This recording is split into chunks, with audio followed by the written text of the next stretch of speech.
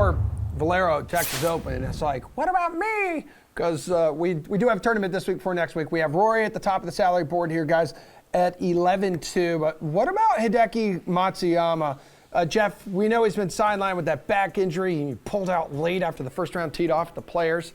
But he is 10-8 at this event. So chase or fade that you're willing to take a shot on him here. I'm just going to fade it. We can make contrarian options, and Rory McIlroy is certainly going to push, like most likely 30% owned in a lot of GPP contests this week on DraftKings. But, there's a $400 difference here we're talking about. Like, Hideki is not cheap.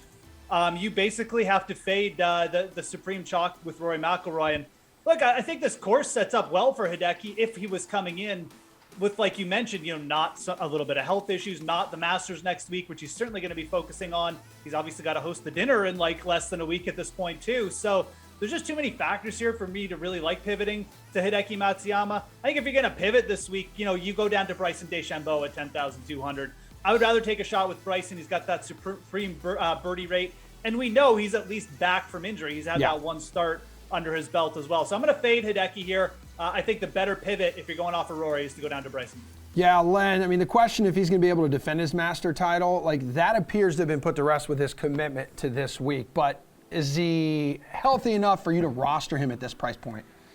No, I don't think so. I don't see a reason to. I mean, historically with this tournament, we just see a lot of long shots come in and play well and win this tournament. I think, this is such a crazy week. It's such a middle week after the match play, before the Masters. We don't know what these guys are thinking. Rory wasn't even there until he was at the Masters yesterday. I mean, I'm not sure about Hideki with his back. I think he just wants to get ready for next week. There's so many questions here. Definitely going to stay away from Hideki this week.